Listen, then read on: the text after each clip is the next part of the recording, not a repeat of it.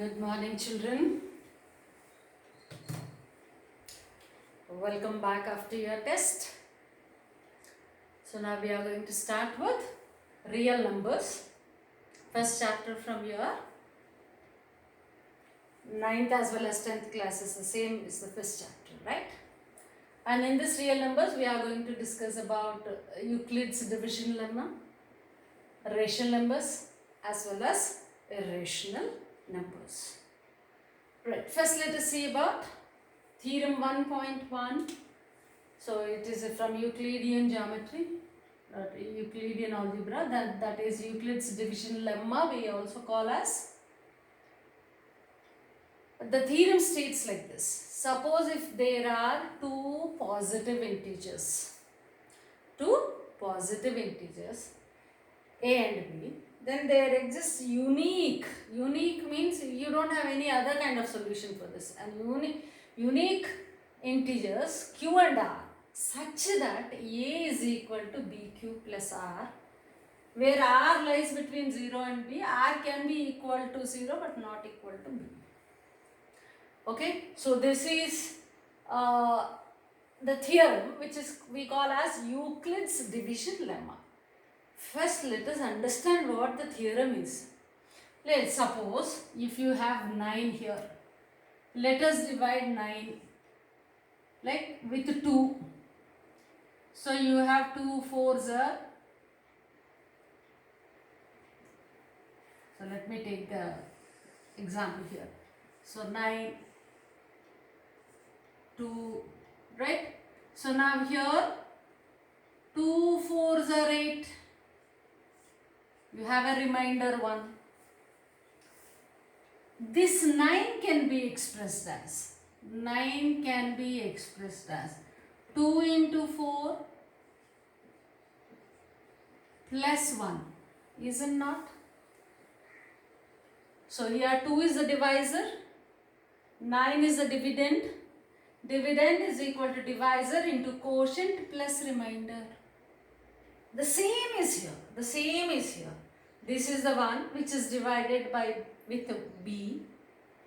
B is multiplied quotient times and R, then you will get a remainder R, and that remainder can be either 0 or any other integer. Okay, so that is the meaning of it. Whatever you were doing till now in the long division method, the dividend is equal to divisor into quotient plus remainder. The same is the Euclidean division lemma. That is Euclid's division lemma. That is theorem 1.1.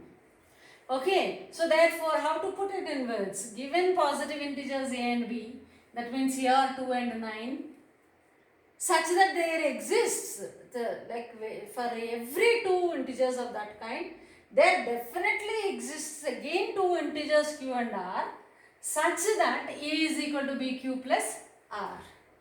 A is equal to BQ. Any numbers you can write, any number. If you want to take 3 and 2, yeah, 3, then 2. So 2 1s are 2, 1. So then 3 is equal to 2 into 1, divisor into quotient, plus remainder 1. So therefore, what do we observe here? For any two positive integers, there always exists some unique integers Q and R such that it satisfies this particular condition. A is equal to BQ plus R, where remainder can be 0 or it is any integer which is less than B, right? So this is what the theorem states. Now what are the applications of the theorem? We will see the first application here, that is to find HCF between two numbers. Usually HCF and all that you will be finding from prime factorization method, and then you will see what are the common factors, and then you will see the highest common factor. Okay, instead of that you can use Euclid's division lemma in finding HCF between two numbers. We will take one example here, that is 70 and 28. So here something like 9 and 2, 70 and 28. So bigger number you always equate it to A and a smaller one to B. So, and Euclidean lemma, like Euclid's lemma, it states that A is equal to BQ plus R. So, write this in this form. So, now here A is equal to 70 and B is equal to 28. Now, therefore, 70 is equal to 28. How many times it will go in 70? So, it is 2 times, that is 56 plus 14. 56 plus 14 is 70. So, the remainder here is 14. The remainder here is 14 and this is the quotient here is 2. Quotient here is 2. And here we can check R is not equal to 0. That means it is totally not divisible. Means 28 cannot divide 70. Right? Without leaving a remainder. That means R is not equal to 0. If R is not equal to 0, repeat the process. Now taking the previous case B as A and R as B. R as B. That means the here the divisor as well as the remainder are taken in the next step. So now take A is equal to 28 here, B is equal to 14. Go by that method. So now therefore 28 is equal to 14. How many times 14?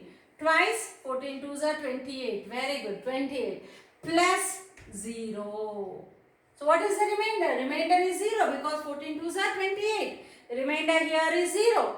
So here R is equal to 0. Here you got R to be equal to 0. Then at this moment, so for 70 and 28, what is the common factor? 14 is the common factor. And this is the highest common factor.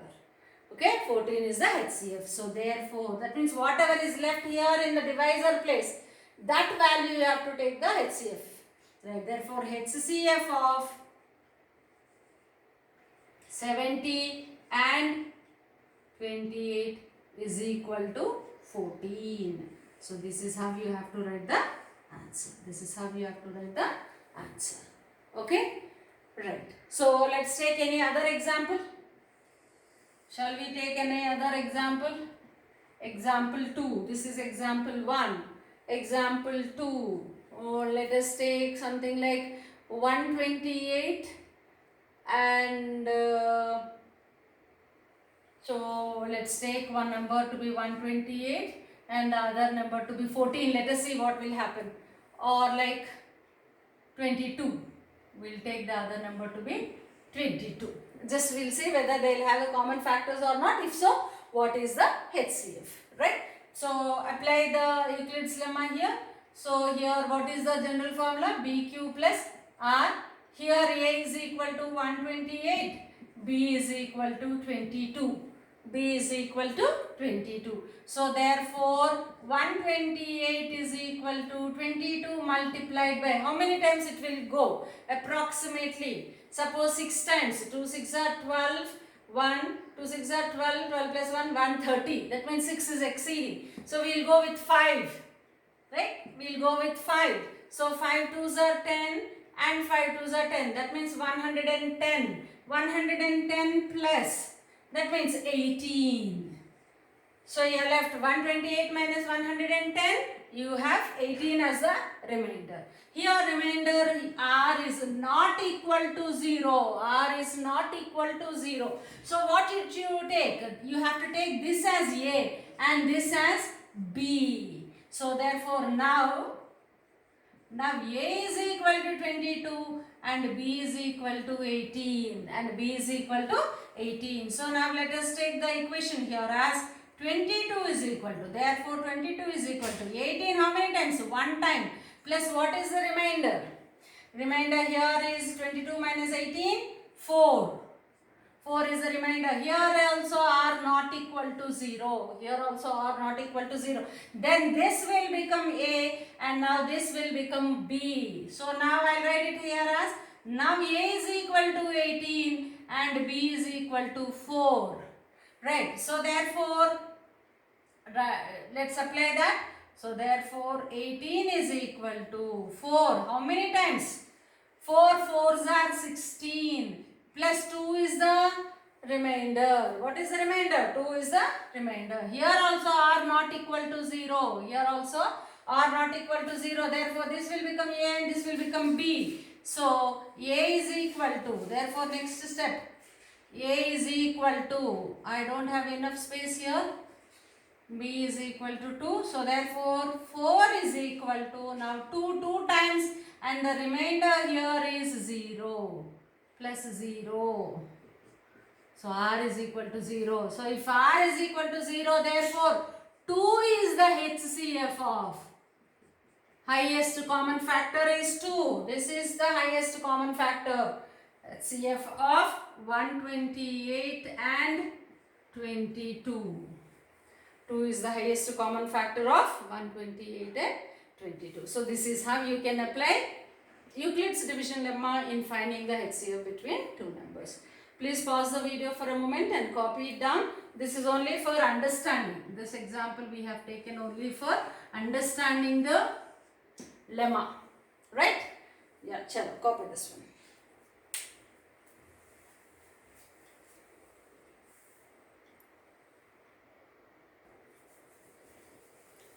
So children, next application.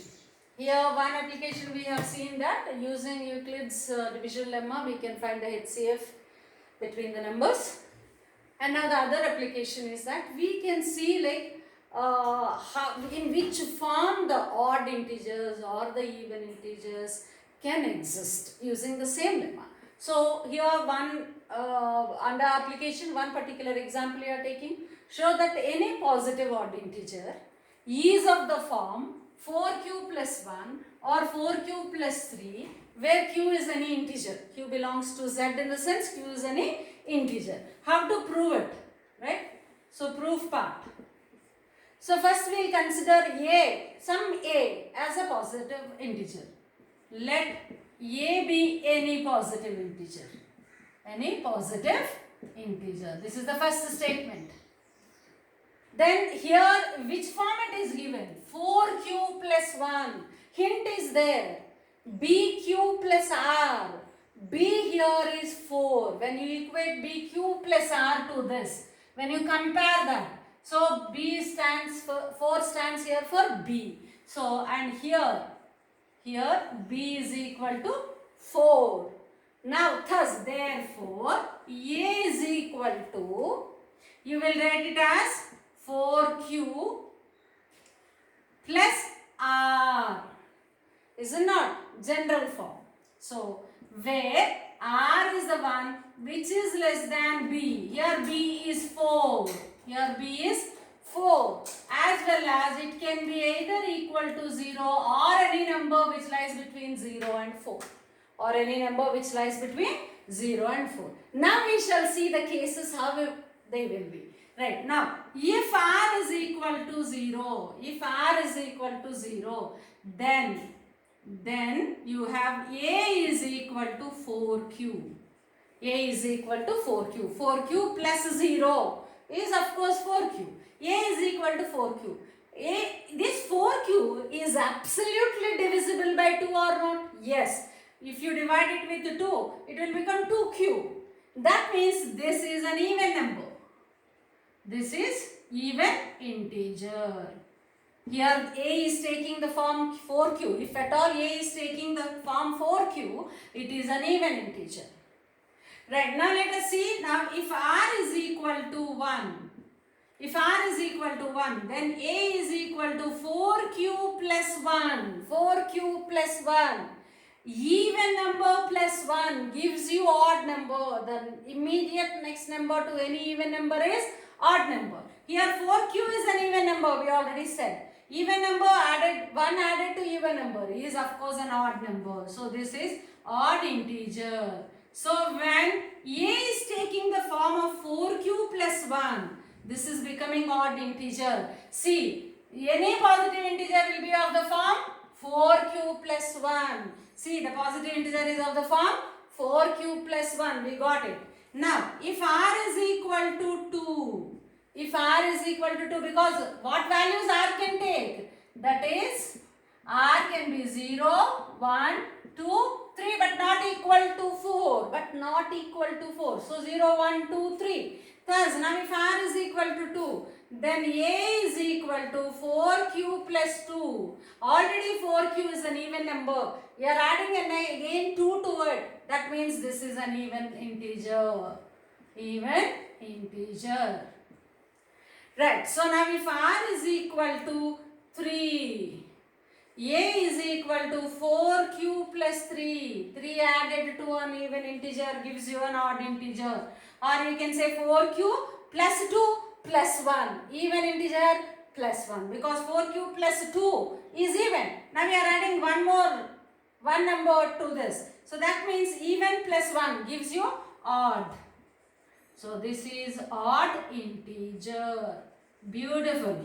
This is odd integer. So which form? If at all you define an odd integer, it will be in the form of 4q plus 1 or 4q plus 3. It will be in the form of 4q plus 1 or 4q plus 3. Since the question is asked for odd integer, we are proving it for odd integer here. So therefore, what should be the answer? Therefore, 4q plus 1 or 4q plus 3 are the odd integers.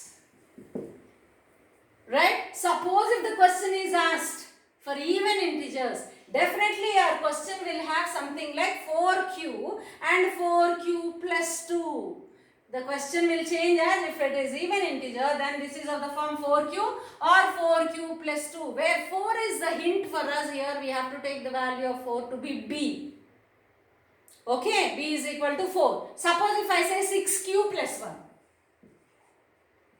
6q plus 1 means b is 6.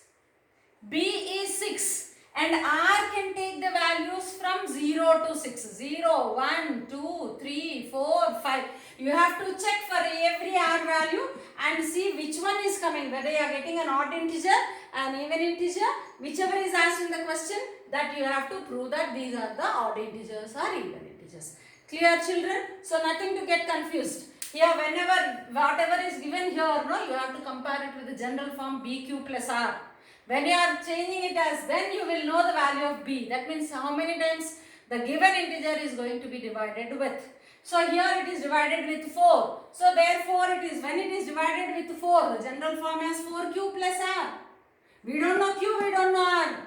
But r can take these values.